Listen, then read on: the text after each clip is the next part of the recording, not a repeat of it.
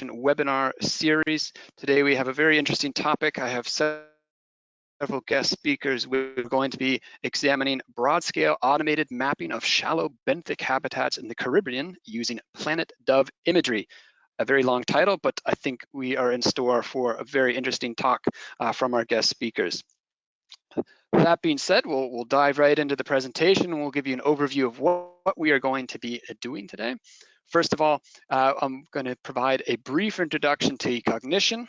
That will be coming from myself. My name is Keith Peterson. I am the product manager for the Trimble eCognition software.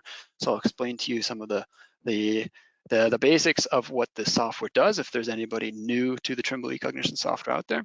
I'm then going to hand the platform over to Steve Schill. He's here from the Nature Conservancy. He's going to explain this project in general that we're going to be learning more about today. And then we'll actually hear from Fritjof Lüthje. Hopefully I pronounced your name correctly, Fritjof.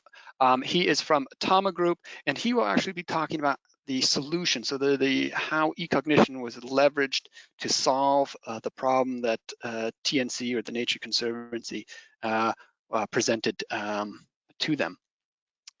We will have a question and answer session at the end, so we will be fielding some of those questions. That being said, some of the rules here for this webinar: everybody is currently in listen-only mode. That's intentional. If you have questions, please use the question dialogue. You can send questions to us at any time during the session. While Steve and Fritjof present, I will be answering some of these questions, so they can be as technical as you want about the eCognition software. I will also be posing questions to Steve and Fritjof if it's relevant to the topic at hand that they're presenting, and also we can get input from Fritjof in terms of how eCognition was used. So we will continue. Last thing I want to mention is the webinar is being recorded. So if you come in late to the session, if you have to tune out early, if maybe a connection fails on your end for whatever reason, I know we're using up a lot of broadband in the COVID-19 days, so stuff does happen. Don't worry, the session is being recorded. It will be made available to you after the session, either sent to you directly if you registered for the webinar, or it will be available in our YouTube channel, eCognition TV. So we will continue. First, I'm really excited to have these two speakers. I met Steve several years ago now, if I recall correctly, at an eCognition training event in our headquarters in Denver, Colorado. Steve is the lead scientist in the Caribbean division of the Nature Conservancy. As a marine conservation specialist, he has been promoting the use of technology to protect and manage various marine resources for the past 20 years. He works with government institutions to map coral, strategically expand marine protected areas, and develop new techniques to measure coral and mangrove health. Steve has received his PhD in geography from the University of South Carolina and is currently an adjunct professor at Brigham Young University. And he teaches their classes on remote sensing and landscape ecology. In addition to Steve, we also have Fritjof Lüthje here from Tama Group. Fritjof is a senior ruleware developer. He and Tama Group is one of our partners, Trimble eCognition partners, particularly here in the German-speaking region, where we're actually broadcasting from today. Fritjof focuses on the development of highly automated information extraction processes from imagery and other types of data, really focusing on creating and providing value-added services to the various Tama customers. A further focus is, of course, the training and support of, say, the eCognition software for their customer base. Fritjof, his background, he received his diploma in geography at the University of Heidelberg in Germany. He then went on and gained further experience in the field of information extraction as a research assistant at ZGIS within the University of Salzburg, and has been working with Tama Group now since 2015, consulting and providing such services for the customers.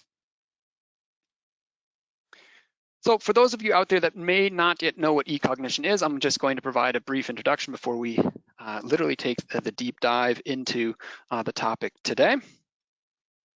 First of all, what is the idea behind the eCognition software? eCognition is about transforming data into information. And this data comes to us in various formats. We have image data, so rasters. We have elevation data that could be in point cloud or raster formats. And the challenge is taking this data and transforming it into meaningful information. Historically, this has involved quite a bit of manual digitizing or manual interpretation of the various input data sets to do information extraction, change detection, or object recognition. eCognition, we're actually celebrating our 20th anniversary this year. So for the past 20 years, we have really been focusing on automating this image or data interpretation process to create those various information products such as land cover maps, impervious surface maps, maybe looking for individual trees in the landscape. So it's about the automation and standardization of this analysis. Some real unique features about eCognition. One that I always like to call out is this concept of data fusion. When we work in eCognition, we're not only restricted to raster imagery, but we can also pull in vector data sets, so shape files, file geodatabases, and we can also include point cloud data, so LAS, LAZ formats. But these data sets can be combined into single project environments. They can communicate with one another. We can have features from raster and combine them with features from vectors. We can also consider the various types of data and features available within point clouds, and we can take all of that and formulate very robust and transferable class descriptions, if you will. So how do we describe an object? All right? And that just makes for a more accurate end result. Within the eCognition suite, which is our primary product, there's really the challenge is how can we solve or get to the customer's vision of a solution with the software? There's always this barrier of maybe learning it, leveraging the software correctly. And there are various ways how we can get around this wall or break through. First of all, there are eCognition training events or various eCognition services. For example, the Trimble, we ourselves provide eCognition training. And I also like to point out that Tama Group, our partner here in the German-speaking region, is also providing extensive services and training for eCognition products. In addition, the user can take or purchase an application. So this could be an application coming from Trimble, or in this case, Tama, the Tama Group can also provide these applications coming out of eCognition software. So these are different ways to circumnavigate that wall or break through the barrier to achieve the solution. Today, we're going to be looking at benthic mapping or mapping these benthic zones. This has been a growing sector within eCognition, so I've lumped it into this offshore sector, and that includes benthic and coral reef mapping, something we're going to be looking at today, seafloor habitat analysis, seafloor exploration, so doing seep finding, that would be in the oil and gas industry, as well as what I'm calling submerged asset monitoring. So maybe it's analyzing data from submersibles, flying over or floating over, swimming over a underwater pipeline of something of that nature. That being said, the topic of coral reef mapping, benthic mapping has been covered before within eCognition. We actually had some of these, one of the large projects that was being done on the Great Barrier Reef in Australia was featured in a CBS piece for anybody from, say, the US media. Their Climate Diary series, that was on the 18th of March, 2019. You can find that online. Oddly enough, on the same date, a German network covered that same story, only with, of course, the German title, Meeresforschung aus dem Orbit. So looking how we can monitor these habitats from remote sensing techniques. Now, I don't want to take up too much more time of me telling you about the software. I'd rather hand this over to Steve and Fritjof to explain how they leverage the software within their project. So I hope you will enjoy the coming presentation. I will hand over the screen now to Steve Schill from the Nature Conservancy. And here you go, Steve. Take us away. Okay, is that coming across? Can you hear me? We can hear you and we can see you fine. Okay, great. I'm going to stick that over here. All right, well, happy Earth Day, everyone. This is pretty cool. We get to talk about this on Earth Day, celebrating 50 years. And, you know, the Nature Conservancy has been around since the 50s. And our mission has been to protect the land and water upon which life depends. And that has gone through several iterations in terms of how we attack that, how we tackle the global challenges. And we've been working a lot with our partners on the shared conservation agenda. And these include these topics that you see here: tackling climate change, protect land and water, provide food and water sustainably, and build healthy cities. And so these challenges we work with a lot of our partners to develop indicators that can contribute to a lot of these global measures. And what I'm going to talk about is protect land and water, specifically issues with coral reefs. Let me advance that. Okay.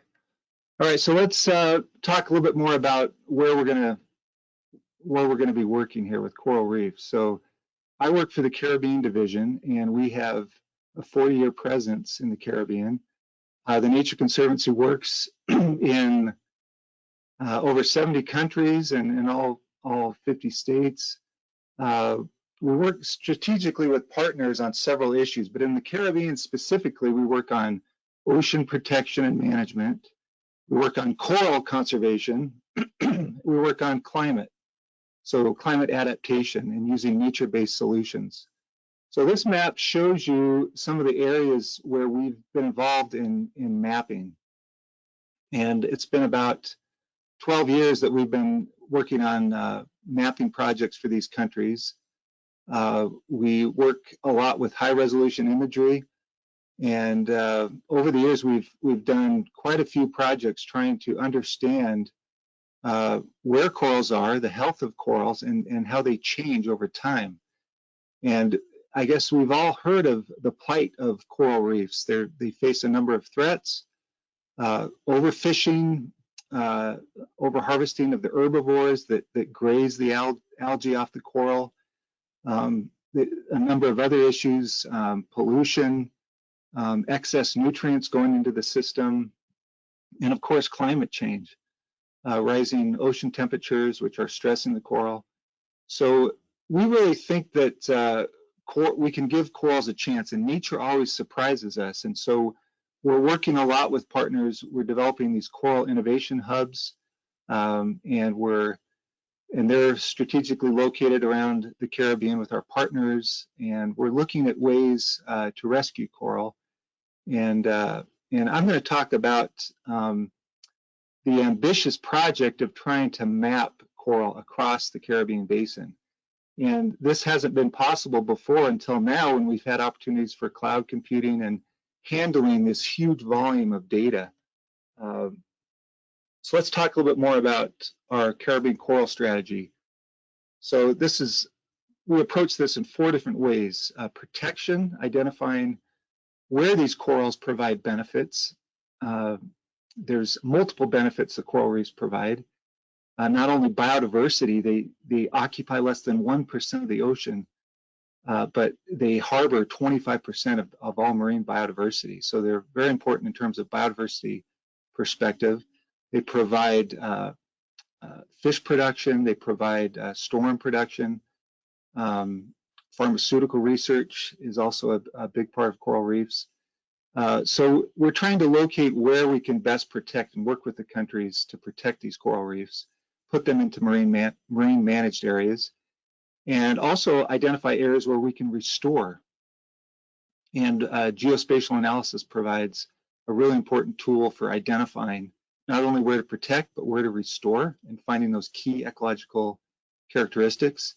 We're developing new ways to monitor coral, and remote sensing plays an important part of that. And also community empowerment, working with locals to be able to manage and enforce and develop ways to locally manage and monitor these systems. So you may have heard of the Allen Coral Atlas, and this is a collaboration led by ASU, funded by Vulcan, University of Queensland, these other partners here. They are undertaking the monumental effort of mapping these corals from space using the Planet Dove satellite. So they are producing a global scale map, and they have a timeline throughout the next few years to finish mapping all the reefs in the world. And they're doing that at a scale that they've studied, and I know Chris Ralsma presented the work a few years ago on the Great Barrier Reef.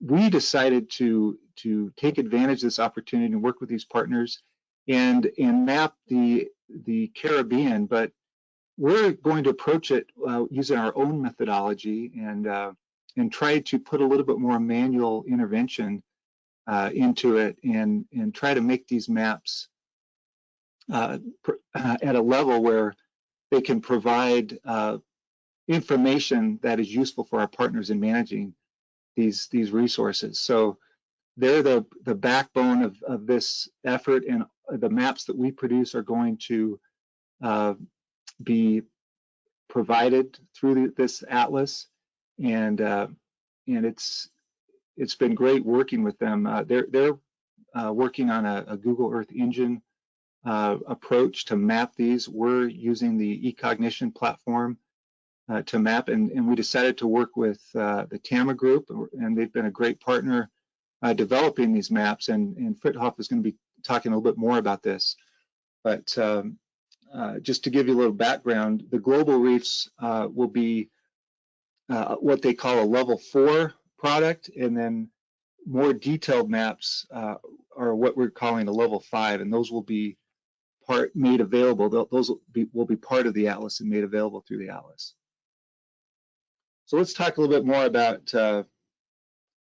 the methods here. So we're looking at a multi-scale approach to mapping coral reef, and I think all of these scales are very, very important. Mapping from satellites, mapping from planes. We worked a lot with Greg Asner in mapping certain areas of the Caribbean using hyperspectral imagery from the Global Airborne Observatory, and we're using those to identify areas to restore coral reef, which has been really helpful. We're using a lot of aerial drones to map at local scales, and also surface drones, creating super high resolution products using structure for motion techniques to be able to monitor corals on a regular basis. Here are some of the products, and this benthic mapping process has evolved quite a bit since the early days of the millennial reef maps, which were produced 2003, 2008. Those maps are now available on the World Conservation Monitoring site.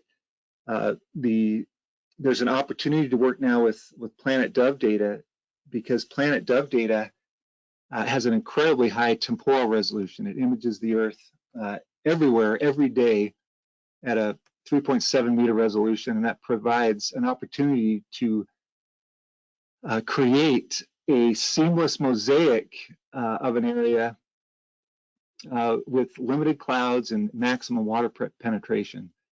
So that was part of the big lift here, was assembling a mosaic that that we use to be able to create these maps. And that took about a 6-month process to be able to stitch thousands of these Planet Dove scenes together and make them ready for mapping. We have a website here if you want to learn more about our Mapping Coral initiative at the Caribbean Science Atlas.tnc.org. We have several story maps that talk about some of our efforts. But what we want to use these coral products for are things like monitoring the health of coral, detecting change, looking at different ecosystem services, such as coastal protection, tourism valuation, looking at where we can maximize our efforts in restoring coral. And we're working a lot with countries doing marine spatial planning, identifying different objectives for marine space, whether it be tourism, whether it be fishing, whether it be conservation, and working with the countries to allocate marine space for these objectives. We do a lot of field work, and that has supported a lot of our validation efforts. We do underwater drop cam videos, we do aerial drones and surface drones, but we need to identify where these habitats are. We use that as validation in creating these benthic products. And that's a very important part of this process. In our hyperspectral work with Arizona State and Dr. Greg Asner, we've created maps of live coral, and this has required collecting photos that are very, very accurate using real-time kinematic GPS, taking photos and identifying areas of healthy reef, of sick reefs, and using that information to create percent live coral maps, which has been really useful for management. We've also looked at segmentation methods for identifying coral species and some of the rare coral using our aerial drone imagery. And then we've also done a lot of structure from motion, developing 3D models, orthomosaics, and point clouds of these systems, and that really helps us to be able to identify changes over time. Here's an example in Cane Bay, St. Croix in the USVI, where we are monitoring one of many sites where coral outplant is taking place. And you can see here some of the Acropora cervicornis that's been outplanted soon after April of last year, and we're monitoring the growth and the change using structure from motion techniques. So a lot of interesting things going on with coral reefs and monitoring and mapping them. And this planet dove mosaic in this work that we're doing with the Tama Group has been in process for quite a while, and we're nearing the end. And these are the benthic covers that we're mapping. And in order to do this, we need the imagery, we need the depth that is approximated from the dove satellite imagery. We have geomorphology, the geomorphic zones that I'll talk a little bit more about. And then from those three inputs, we can create the benthic habitat classes. So we're looking at this from different levels, looking at the structure, whether it's hard bottom reef or hard bottom non-reef, sand and rubble, and then we divide it into two different levels of benthic cover, and that you can see here. And we're trying to do this consistently across the entire Caribbean Basin with the help of the Tama Group using eCognition. And the geomorphic zones, I think, is one of the critical layers, in addition to the depth and the imagery, that allows us to understand there's rules associated with where these different benthic habitats grow and thrive, and some may exist in the lagoon areas such as seagrasses and patch reefs, and then you've got a reef crest, you've got fringing reefs that need to be identified and mapped, and there's ecological rules that we can take advantage of to be able to identify these different habitat types, and Fritjof is going to talk a little bit more about that. But that's all I have from my side, and I think we'll go ahead and turn it over to Fritjof to talk a little bit more about the eCognition side of things. Okay, thank you for the handover. Also a warm welcome from me, as well as on behalf of the Tama Group, to this webinar. I'm going to talk about the technical solutions that we invented during the lifetime of the project. First of all, I'll add a few words to the input data. Then I will be talking about the workflow from coarse to detailed, and as well as how the workflow has evolved during the project lifetime, and of the importance of developing the solution in close communication circles or cycles with the customer. I'll also talk a little bit about data quality issues and handling and how we tackled these. And I'll also drop a few words on ruleset design and refinement techniques that are implemented in the current ruleset. Okay, let's go ahead. Input data. As Steve Schill already mentioned, we have three sources of information. So first of all, this is the Planet Dove RGB near image mosaic. It's full reflectance, it's not bottom reflectance. Since it's a mosaic, it's really nice to have it in cloud free, mostly without any turbid ocean surface, so that you can clearly see the seafloor. And it is spectrally equalized throughout the whole mosaic. So as you can see here, this is Turks Caicos again, in true color image mosaic with a 4.7 meter ground sampling distance. The second layer is the bathymetry, which is derived from the Planet Dove satellite images. For anybody who's interested in the scientific way, you can read the open access publication by Purzanides et al. The DOI is listed here. How does it look like? It's here in blue scale. The light blue colors represent shallow water areas. The darker blue colors, deeper areas, and black is where there is no information. So you can see the islands cut out from this rust layer. And third, also already alluded to, the geomorphologic zones as shapefile. First of all, they outline the area to be classified. So it's kind of an AOI for us. And they contain the lagoon areas, the reef crests, as well as bank and shelf areas. How do they look like? For Turks Caicos, you see also the cutout islands in the northern part, then in the central part, the very large lagoon, and around all of these, there is the bank shelf parts. Okay, let's go on with the workflow development. First of all, we started with a feasibility study, and we tried to figure out if classification of benthic habitats is possible based on satellite spectral data and the vector file.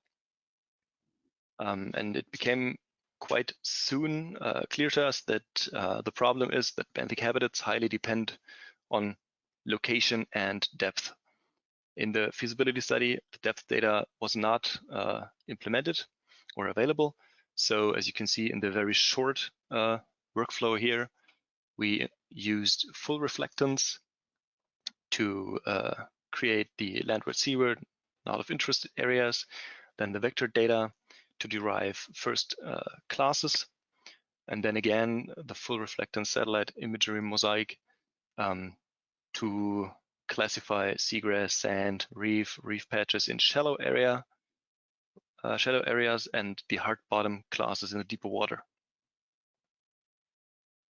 Okay, after a communication circle with the customer, there was the question, is the depth available? And TNC made it available.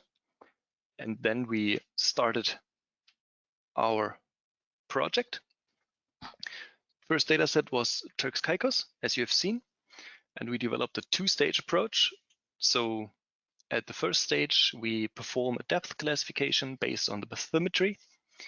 And at a second stage, we then apply benthic habitat classification based on the depth, the geomorphologic shapefile, and the spectral data from the mosaic. So you see the workflow extends a little bit. And we had another communication circle. We figured out it works on one island for Turks Caicos, but what happens if we transfer the current approach to different areas?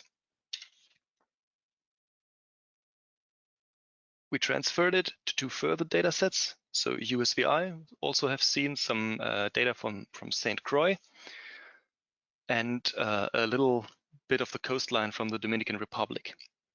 And here we figured out that we had to improve transferability of the two-stage approach by, first of all, using variables instead of crisp thresholds. Of course, also to implement local thresholds instead of global thresholds, and to make the rule set items more image adaptive, so that a new image going into the analysis does not have crisp values here. One example, this is once again St. Croix, the eastern part of the island. You can see here quite nicely the landmass. You can see the in white lines in the ocean, the reef crests with the breaking waves. In the direction of the land mass, you see in bright blue tones the sandy and seagrassy lagoon areas, and outside to the deep ocean, you can see in darker blue tones the hard bottom areas. First classification approach looked like that. It's kind of rough. There was the detection of the classes itself was okayish, but we still were at level 1, not in level 2. So once again, we had some communications and discussions, and there were several issues that came out. So there were areas where we only have spectral data available and no depth data, perhaps because it is too deep to penetrate or to implement the bathymetry calculation, but we still are able to see some features on the seafloor in the spectral mosaic. So we had to implement a second approach, which only uses spectral data. Of course, this produces less certainty, less reliability for the classification, but at least there is a classification. The reef detection needed more detail and accuracy, so we had to split the reef crests in the forereef and back reef areas. The seagrass itself was also only level 1 and 2 cores, so it was split once again into sparse and dense regions. The same is true for hard bottom areas. They were also split in sparse and dense. We had some inland lagoons, which are most likely not grown by seagrass, but which have muddy bottoms. So here we had to implement the class muddy bottom. In the end, many very small objects were left over, so we had to create a better cleanup routine with a minimum mapping unit. And we figured out that the geomorphologic shapefile provides a rough delineation. And here we invented quite a nice approach we called Parental Guidance for highly accurate image object delineation. I'll talk about the Parental Guidance later on a little bit. For now, let's stick to the workflow. The last point, the missing fringing reefs. We had to also implement a new detection routine for the fringing reefs. And with all these issues and resolved and implemented in the solution, the classification then looked like this. So it's quite a bit nicer. You have the reef areas, you have the forereef and the back reef in orange and brown tones. You have sandy areas with the different types of seagrass in the lagoons. And to the deep water ocean, there is the hard bottom classes in blue tones, as well as in dark gray, the deep sand areas. So the final workflow was set up and reflected all steps that were taken so far. I'm not going through this workflow in detail anymore, but you can see on the upper left edge, there is method 1, which is RGB spectral data and depth information. And on the lower left corner, you see method 2 with only RGB data. So both methods end up on the right-hand side, are fused together, and in the end exported as one result. How does the workflow look when it's applied to one image? This is once again Turks Caicos, but we're now going to look more into detail. So on the northwestern part, we have quite a nice lagoon area. From the lower left of the image, you see the coastline. Then there is in bright blue tones the lagoon with sandy and seagrassy areas. We have the reef with a wave breaking line, and then the steep fall off to the deep ocean. The bathymetry data here in this subset also looks quite nice.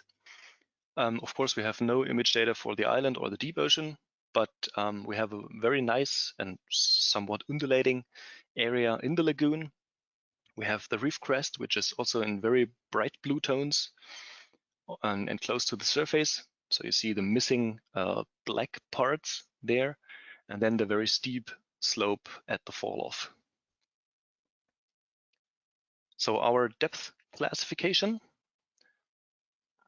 in detail, it's kind of blurred, but not that harsh that we could not recognize or detect our objects of interest. Still fine enough. And you also see here the very steep fall off to 14, 15, 20 meters to the deep ocean. And then the data drops off. And the final classification of this subset.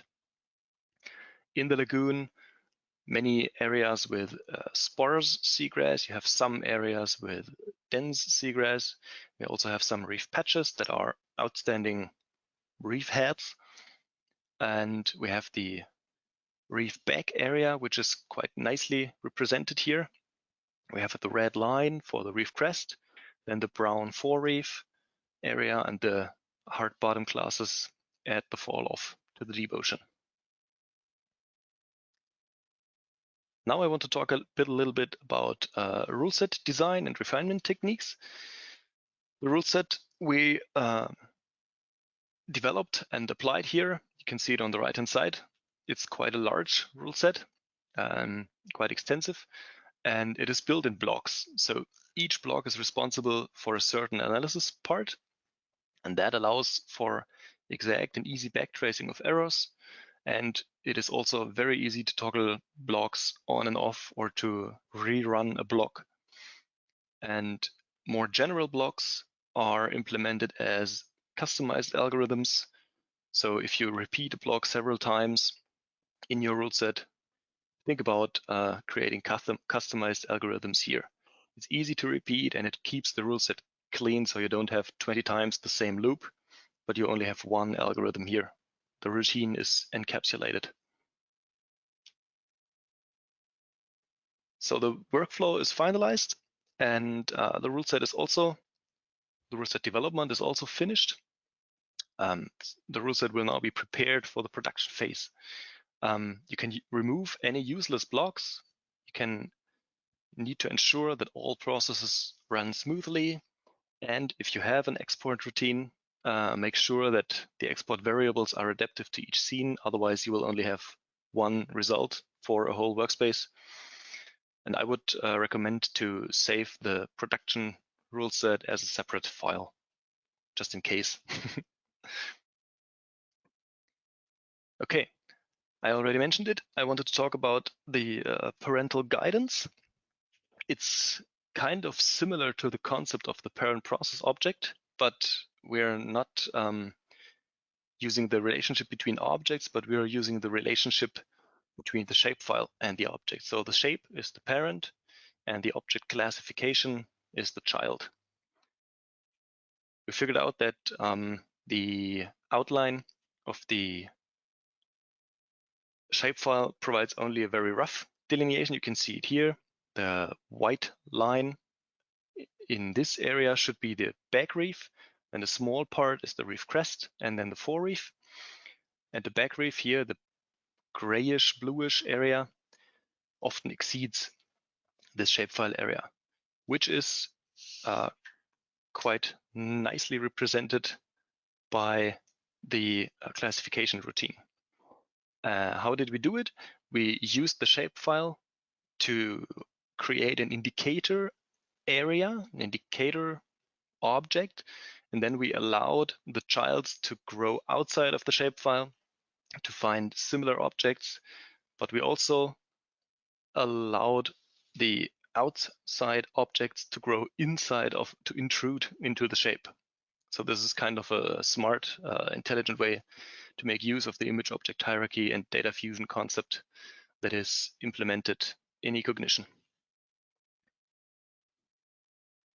Okay, on my last slides, I want to provide you some insights into the current state of the project. So workflow is finalized, ruleset is developed and finalized, from research to production.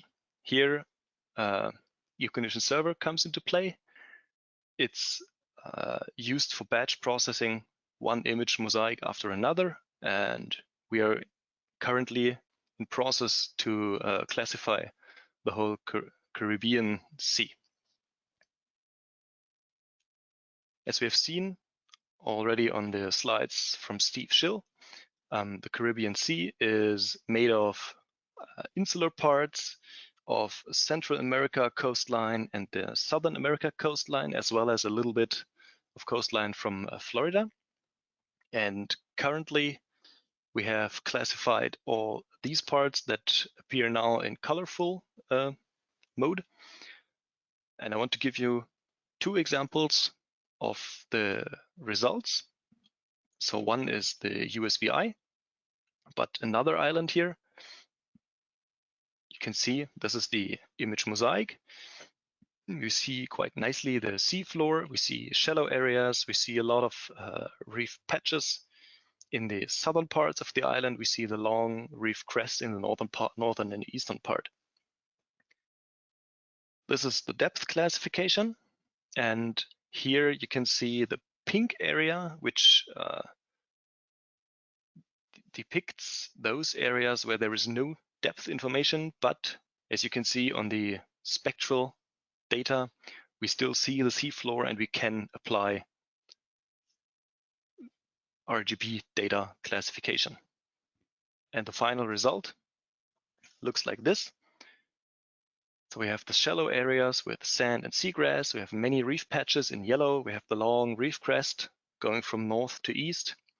And in the deeper areas, we have also a lot of deep sand and some hard bottom areas with algae.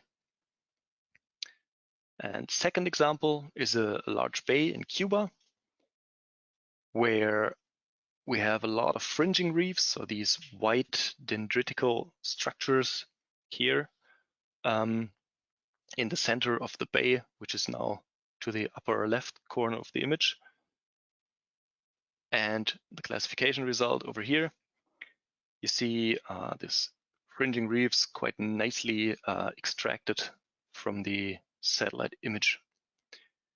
With these impressions of the local situation as well as the classification routine, I want to finish my talk and thank you. Great, Fritjof. Thank you very much for covering the methodology. I'll grab the controls back from you here. And should all be able to see my screen. We're going to be covering some question and answer here. The great thing is we have quite a few questions that have come in. I'm going to pull some of them down, and maybe we'll start with some of the low-hanging fruit. But one question came in: is the Planet Dove imagery freely available for download, or is this something that needs to be purchased? I'll answer that. The Planet Dove imagery is purchased. So we worked with Planet to identify the scenes. There were thousands of scenes, and those were purchased. And then we worked with them and the Allen Coral Atlas team to developed methods to mosaic, and we used a color target from MODIS to be able to balance the spectral values across the mosaic area. Okay, great. One other question here. I have a feel I know the answer, but with Steve, you were referring to this motion data that you generated. Was that derived from the planet imagery or the UAV flights that you had? The high resolution surface products from Structure from Motion were developed using 2 Sony cameras attached to that surface drone. So that wasn't derived from the planet imagery. That's a separate platform that we use to monitor at a very, very local scale. Yep, that was one of the things I was thinking when I saw that. Great.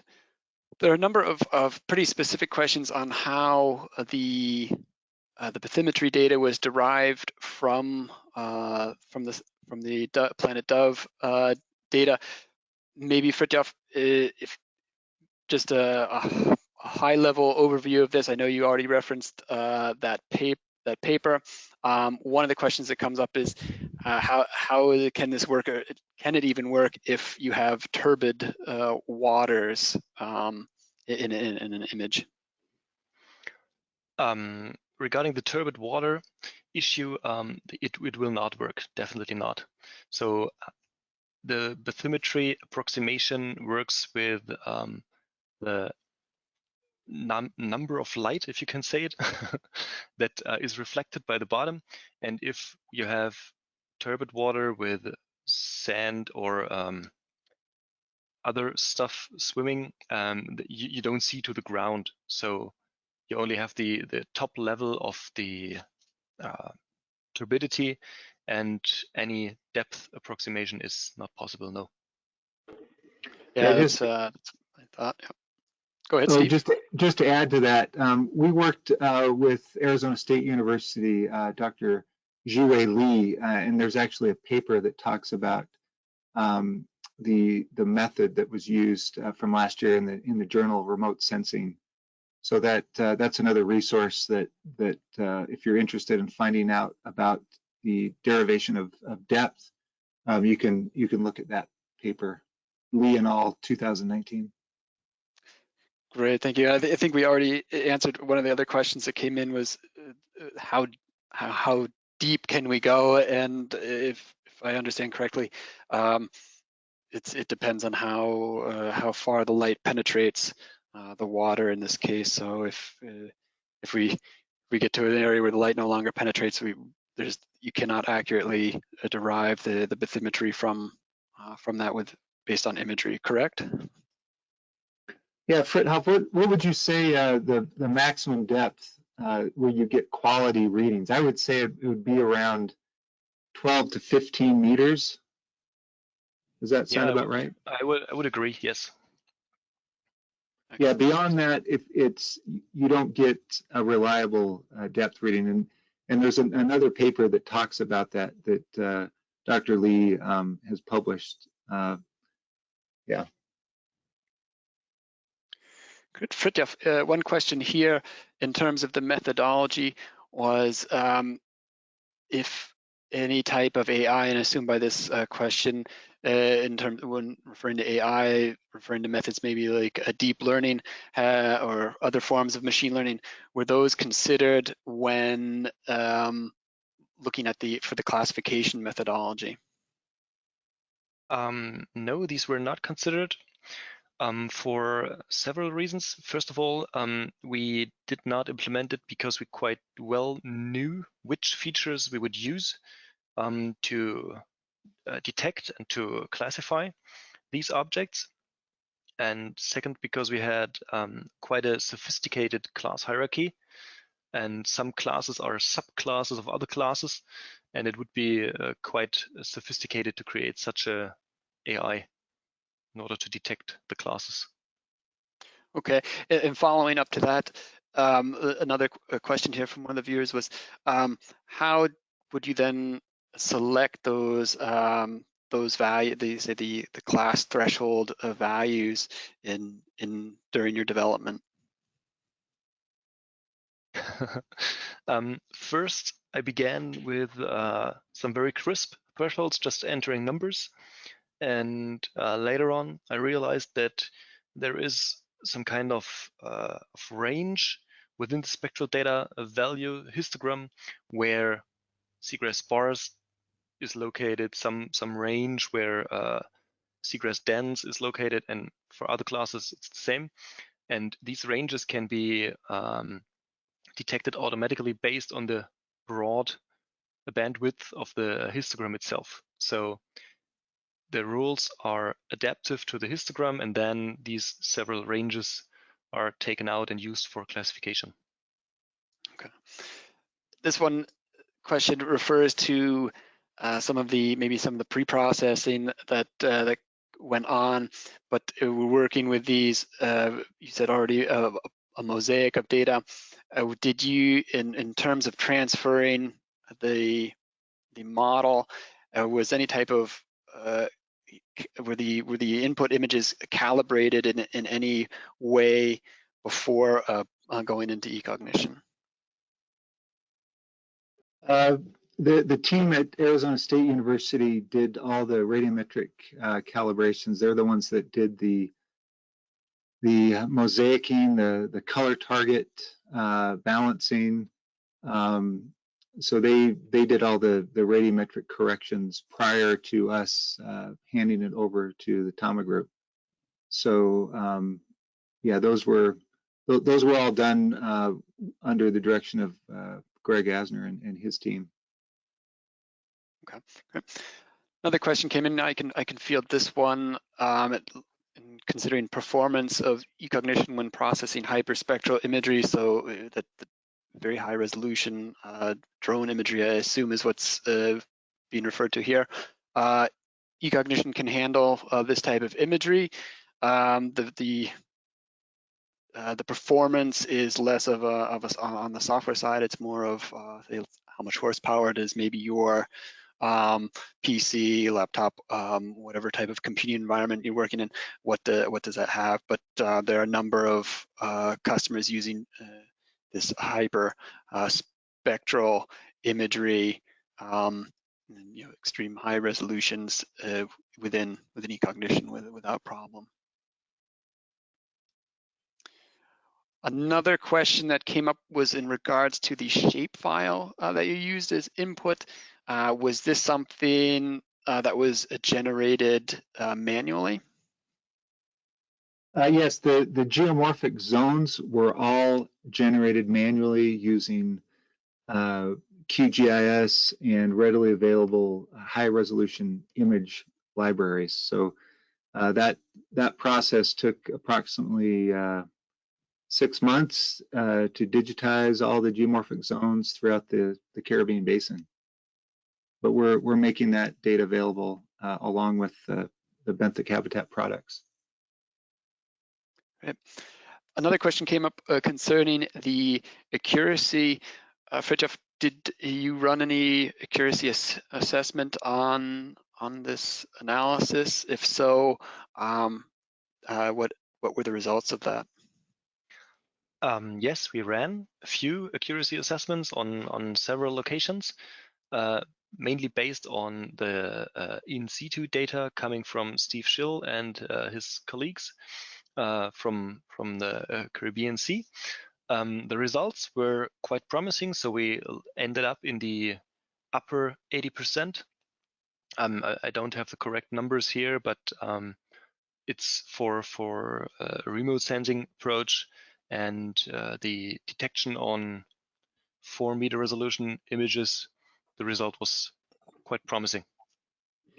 And just to add on to that, we plan to make these maps available for locals to provide input and setting up a website where they can continue to provide advice in terms of correcting boundaries and what we're missing. So we consider this a living, we're going to further enhance it it's a product that's going to be further developed, and we know it's not perfect, but we want to improve it over time. And so we rely on experts who know their area.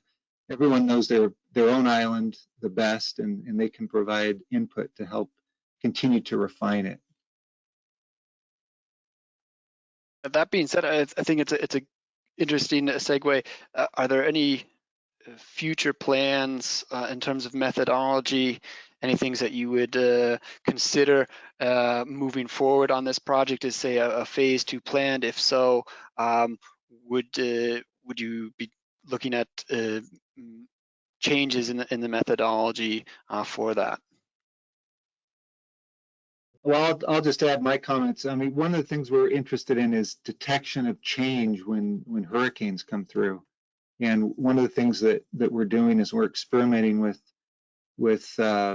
imagery that was before.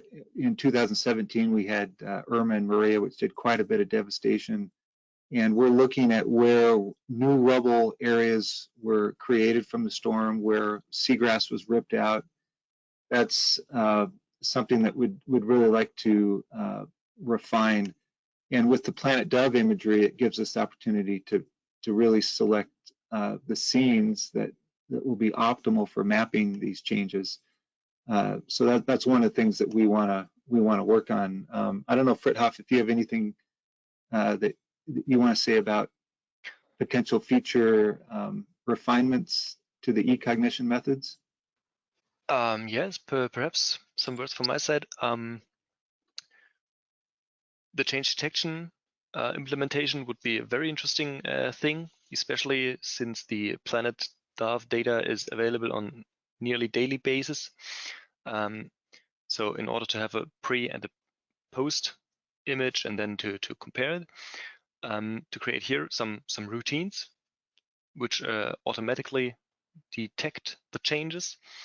And just to grab up once again the point of AI, maybe for the easy classes, let's say,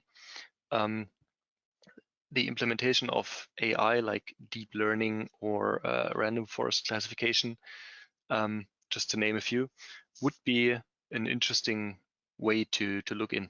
Yeah. All right, great. Thank you very much. That being said, I just want to remind everybody that again, the webinar was recorded. We make all our webinars available on eCognition TV. This is our YouTube channel. If you're not yet familiar with our YouTube channel, please check it out and subscribe so you don't miss any future content. Webinars are not the only thing that we post here. In terms of when we will post it, give us a few days, and we will hopefully get it online and out to you soon. And finally, there were a number of very detailed questions that we just could not cover in the time that we had today. I would encourage people to write directly to Fritjof or Steve on some of these topics.